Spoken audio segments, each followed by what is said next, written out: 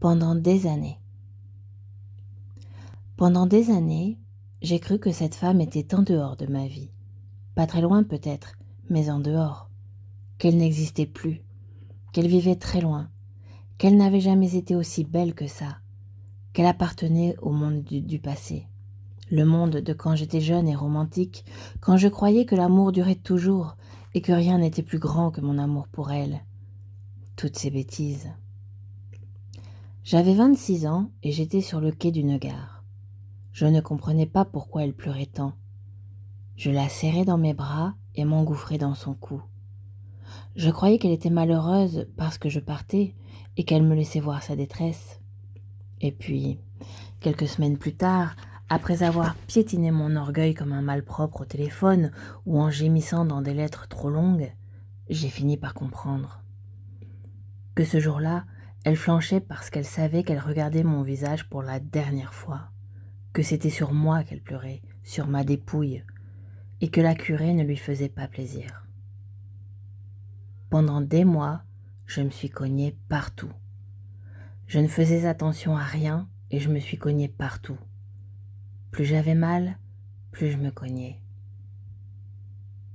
J'ai été un garçon délabré admirable. Tous ces jours vides où j'ai donné le change.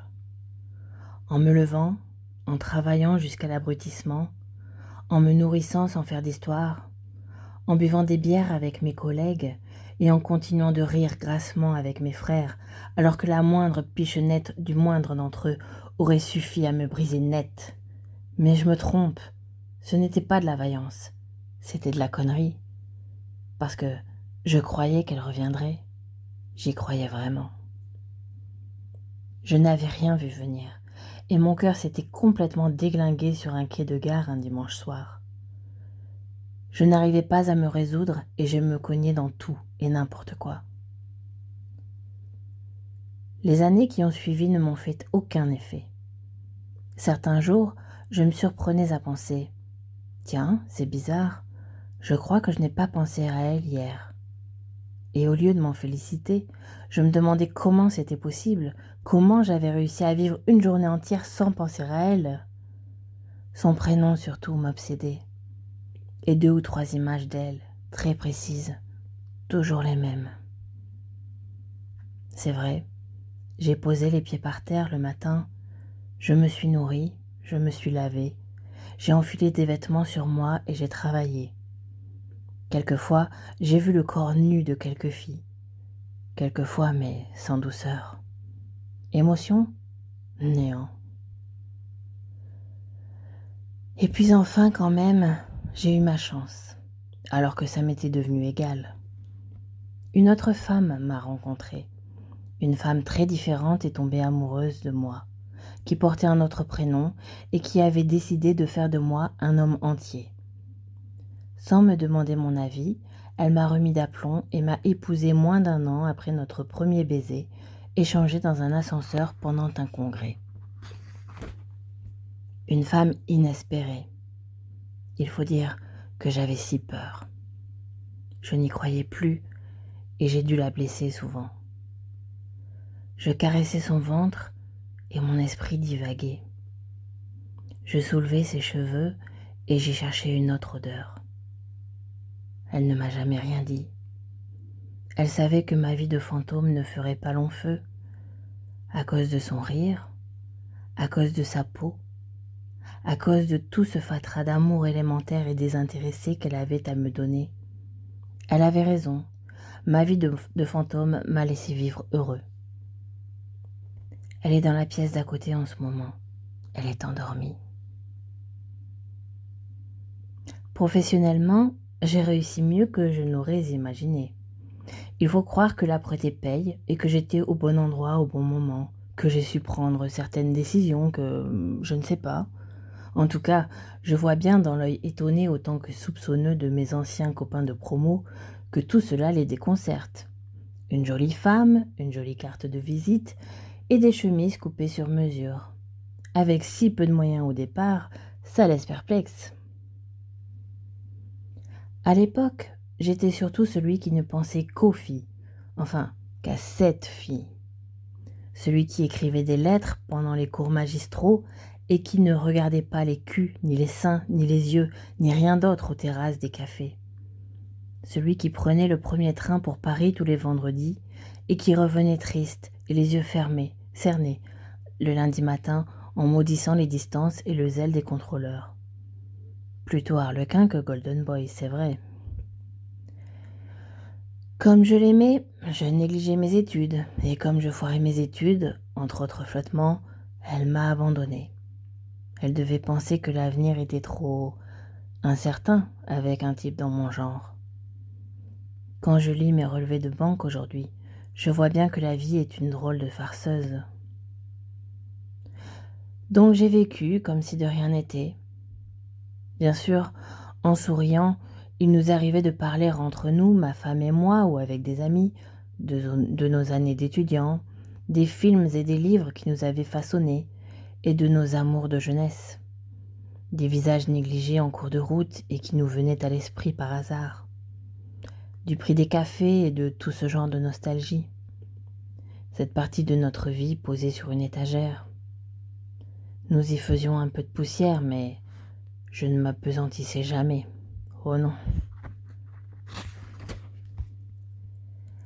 À une époque, je me souviens, je passais tous les jours devant un panneau qui indiquait le nom de la ville où je savais qu'elle vivait, avec le nombre de kilomètres.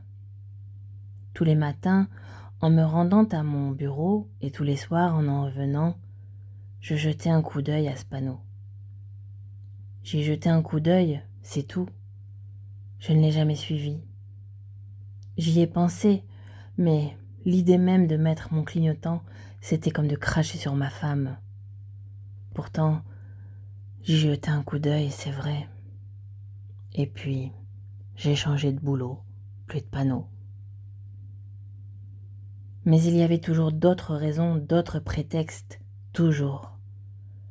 Combien de fois me suis-je retournée dans la rue, le cœur en vrille parce que j'avais cru apercevoir un bout de silhouette ou une voix ou une chevelure comme... Combien de fois? Je croyais que je n'y pensais plus, mais il me suffisait d'être un moment seul dans un endroit à peu près calme pour la laisser venir. À la terrasse d'un restaurant un jour, c'était il y a moins de 6 mois, alors que le client que je devais inviter n'arrivait pas, j'ai été la rechercher dans mes souvenirs. J'ai desserré mon col et j'ai envoyé le garçon m'acheter un paquet de cigarettes. Ces cigarettes fortes et âcres que je fumais à l'époque. J'ai allongé mes jambes et refusé qu'on débarrasse le couvert d'en face.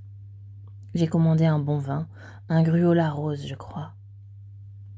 Et tandis que je fumais les yeux mi-clos en savourant un petit rayon de soleil, je la regardais s'approcher.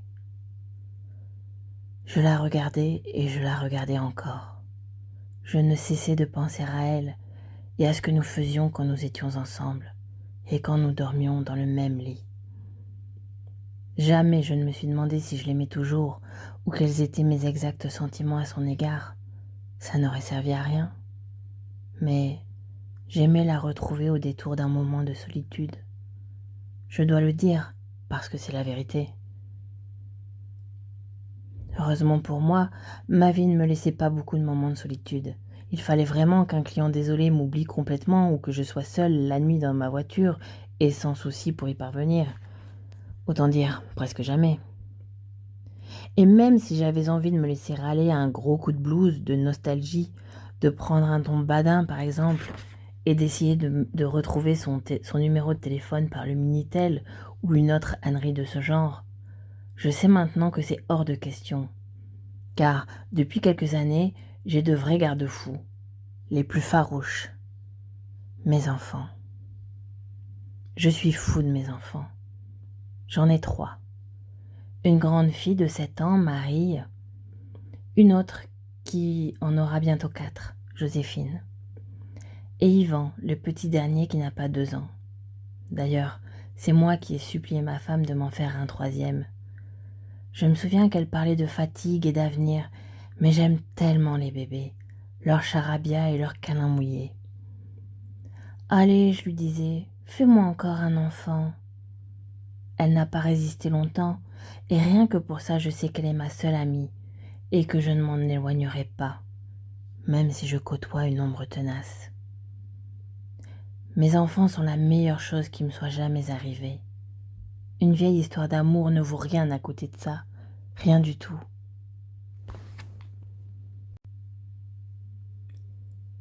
Voilà à peu près comment j'ai vécu.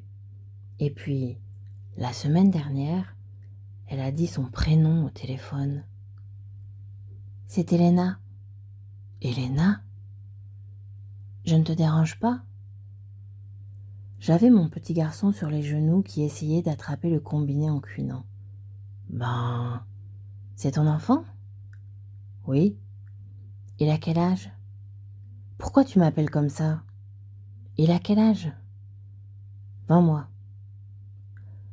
Je t'appelle parce que je voudrais te revoir. Tu veux me voir? Oui. Qu'est-ce que c'est que ces conneries? Juste comme ça, tu t'es dit, tiens, j'ai envie de le revoir? Presque comme ça. Pourquoi? Je veux dire, pourquoi maintenant? Après toutes ces années... 12 ans. Ça fait 12 ans. Bon, et alors? Qu'est-ce qui se passe? Tu te réveilles? Qu'est-ce que tu veux? Tu veux savoir l'âge de mes enfants, ou si j'ai perdu mes cheveux, ou voir l'effet que tu me ferais, ou c'est juste comme ça pour parler du bon vieux temps? Écoute, je ne pensais pas que tu allais le prendre comme ça. Je vais raccrocher, je suis désolée, Comment tu as retrouvé mon numéro? Par ton père. Quoi? J'ai appelé ton père tout à l'heure et je lui ai demandé ton numéro, c'est tout. Il s'est rappelé de toi? Non, enfin, je ne lui ai pas dit qui j'étais. J'ai posé mon fils par terre qui est parti rejoindre ses sœurs dans leur chambre. Ma femme n'était pas là. Attends, ne quitte pas. Marie, est-ce que tu peux lui remettre ses chaussons, s'il te plaît? Allô, tu es là? Oui. Alors? Alors quoi? Tu veux qu'on se revoie? Oui, enfin, pas longtemps. Juste prendre un verre ou marcher un petit moment, tu vois. Pourquoi? À quoi ça servirait? C'est juste que j'ai envie de te revoir, de parler un petit peu avec toi. Elena? Oui? Pourquoi tu fais ça? Pourquoi? Oui, pourquoi tu me rappelles? Pourquoi si tard? Pourquoi maintenant? Tu ne t'es même pas demandé si tu risquais pas de mettre le merdier dans ma vie? Tu fais mon numéro et tu... Écoute, Pierre, je vais mourir. Je t'appelle maintenant parce que je vais mourir. Je ne sais pas quand exactement, mais dans pas très longtemps. J'éloignai le téléphone de mon visage comme pour reprendre un peu d'air, et j'essayais de me relever, mais sans succès. C'est pas vrai? Si, c'est vrai. Qu'est-ce que tu as? Oh, c'est compliqué. Pour résumer, on pourrait dire que c'est mon sang qui... Enfin, je ne sais plus trop ce qu'il a maintenant parce que les diagnostics s'embrouillent, mais enfin, c'est un drôle de truc, quoi. Je lui ai dit, tu es sûr? Attends, mais qu'est-ce que tu crois? Que je te raconte des cracks bien mélo pour avoir une raison de t'appeler? Excuse-moi, je t'en prie. Il se trompe peut-être. Ouais, peut-être. Non? Non, je ne crois pas. Comment c'est possible? Je ne sais pas. Tu souffres? Coussi coussa? Tu souffres? Oui, un petit peu en fait, oui. Tu veux me revoir une dernière fois? Oui, on peut dire ça comme ça. Tu n'as pas peur d'être déçu? Tu ne préfères pas rester sur une bonne image? Une image de quand tu étais jeune et beau? Je l'entendais sourire. Exactement, quand j'étais jeune et beau et que je n'avais pas encore de cheveux blancs. T'as des cheveux blancs? J'en ai 5, je crois. Ah, ça va, tu m'as fait peur. Tu as raison. Je ne sais pas si c'est une bonne idée, mais J'y pense depuis un bout de temps et je me disais que c'était vraiment une chose qui me ferait plaisir. Alors, comme il n'y a plus beaucoup de choses qui me font plaisir ces derniers temps, je t'ai appelé. Tu y penses depuis combien de temps? 12 ans. Non, je plaisante. J'y pense depuis quelques mois, depuis mon dernier séjour à l'hôpital pour être exact. Tu veux me revoir, tu crois? Oui. Quand? Quand tu veux, quand tu peux. Tu vis où? Toujours pareil, à 100 kilomètres de chez toi, je crois. Helena? Oui? Non, rien. Tu as raison, rien, c'est comme ça. C'est la vie et je ne t'appelle pas pour détricoter le passé ou mettre Paris dans une bouteille, tu sais, je t'appelle parce que j'ai envie de revoir ton visage, c'est tout. C'est comme les gens qui retournent dans le village où ils ont passé leur enfance ou dans la maison de leurs parents ou vers n'importe quel endroit qui a marqué leur vie. C'est comme un pèlerinage, quoi. Je me rendais compte que je n'avais plus la même voix. Oui, exactement, c'est comme un pèlerinage. À croire que ton visage est un endroit qui a marqué ma vie. C'est toujours triste, les pèlerinages. Pourquoi tu dis ça? T'en as jamais fait? Non. Si, à Lourdes. Ah ben alors là, oui, alors Lourdes, évidemment. Elle se forçait à prendre un ton moqueur. J'entendais les petits qui se chamaillaient et je n'avais plus du tout envie de parler. J'avais envie de raccrocher. J'ai fini par lâcher. Quand? C'est toi qui me dis. Demain? Si tu veux. Où? À mi-chemin entre nos deux villes, par exemple, à Sully. Tu peux conduire? Oui, je peux conduire. Qu'est-ce qu'il y a à Sully? Bon, pas grand-chose, j'imagine, on verra bien. On n'a qu'à s'attendre devant la mairie. À l'heure du déjeuner? Oh non, c'est pas très rigolo de manger avec moi, tu sais. Elle se forçait à rire encore. Après l'heure du déjeuner, ça serait mieux.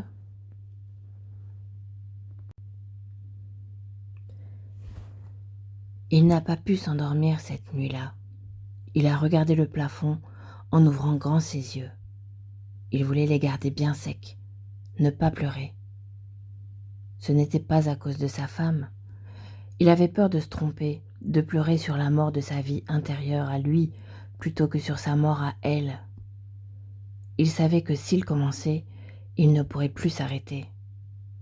Ne pas ouvrir les vannes, surtout pas, parce que depuis tant d'années maintenant qu'il paradait et qu'il grognait sur la faiblesse des gens, des autres, de ceux qui ne savent pas ce qu'ils veulent et qui traînent toute leur médiocrité après eux.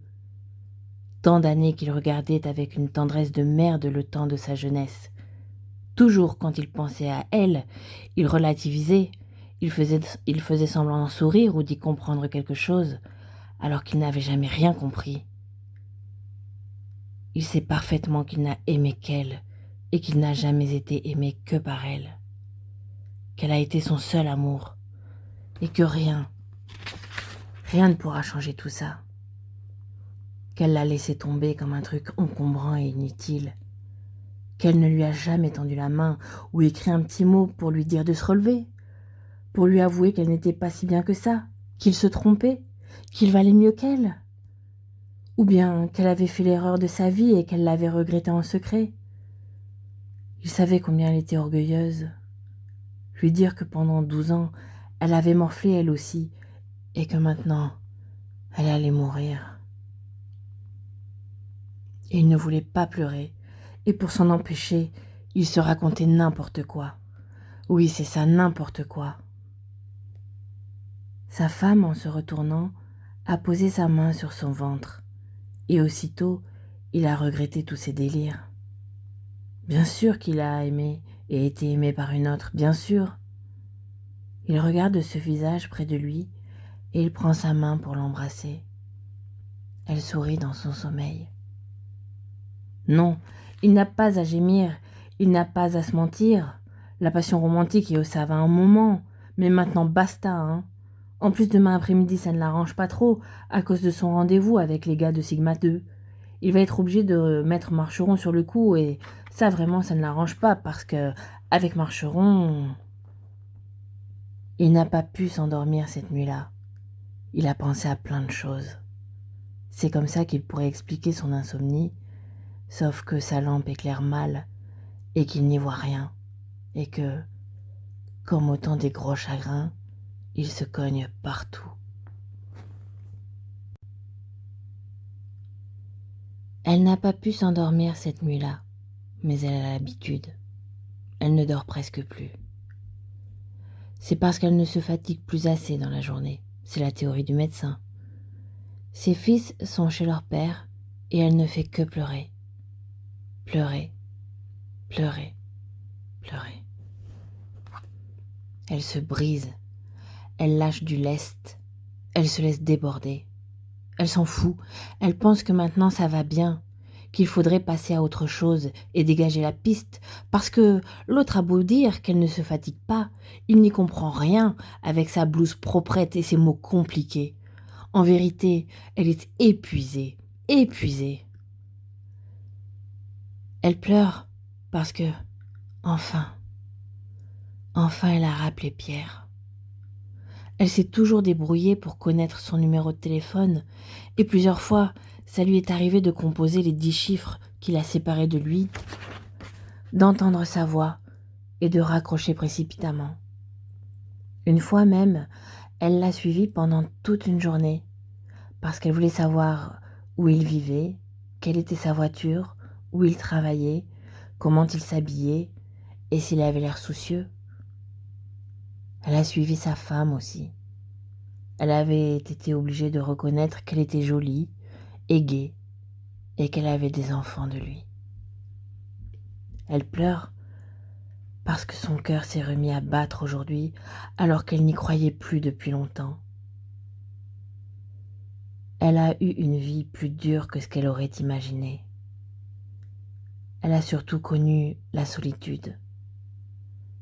Elle croyait que c'était trop tard maintenant pour sentir quelque chose, qu'elle avait mangé tout son pain blanc, surtout depuis qu'ils se sont excités un jour sur une prise de sang, un examen de routine passé par hasard parce qu'elle se sentait patraque. Tous, les petits docteurs et les grands professeurs avaient un avis sur ce truc-là, mais plus grand-chose à dire quand il s'était s'agi de l'en sortir. Elle pleure pour tellement de raisons qu'elle n'a pas envie d'y penser. C'est toute sa vie qui lui revient dans la figure. Alors, pour se protéger un peu, elle se dit qu'elle pleure pour le plaisir de pleurer et c'est tout.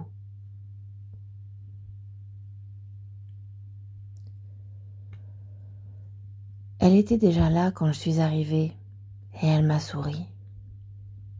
Elle m'a dit « C'est sûrement la première fois que je ne te fais pas attendre, tu vois, il ne fallait pas désespérer. » Et moi, je lui ai répondu que je n'avais pas désespéré. Nous ne nous sommes pas embrassés. Je lui ai dit « Tu n'as pas changé. » C'est idiot comme remarque, mais c'était ce que je pensais, sauf que je la trouvais encore plus belle. Elle était très pâle et on voyait toutes ces petites veines bleues autour de ses yeux, sur ses paupières et sur ses tempes. Elle avait maigri et son visage était plus creux qu'avant.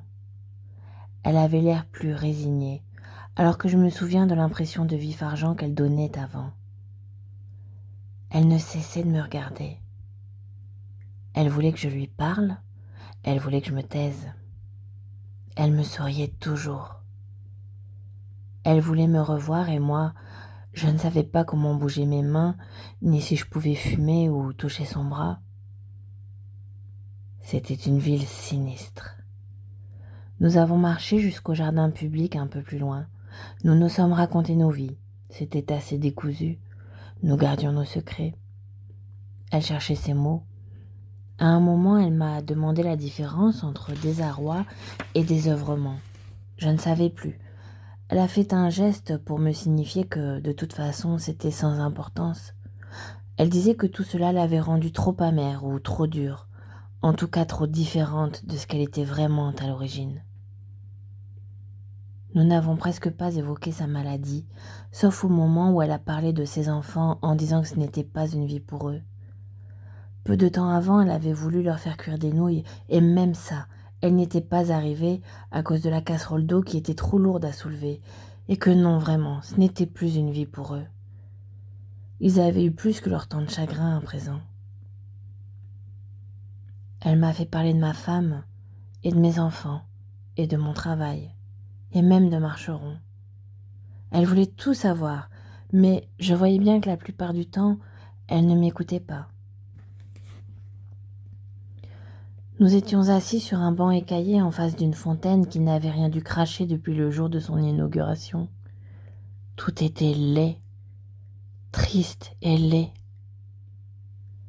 L'humidité commençait à tomber et nous nous tassions un peu sur nous-mêmes pour nous réchauffer. Enfin, elle s'est levée. Il était temps pour elle d'y aller. Elle m'a dit « J'ai une faveur à te demander, juste une. Je voudrais te sentir. » Et comme je ne répondais pas, elle m'a avoué que pendant toutes ces années, elle avait eu envie de me sentir et de respirer mon odeur.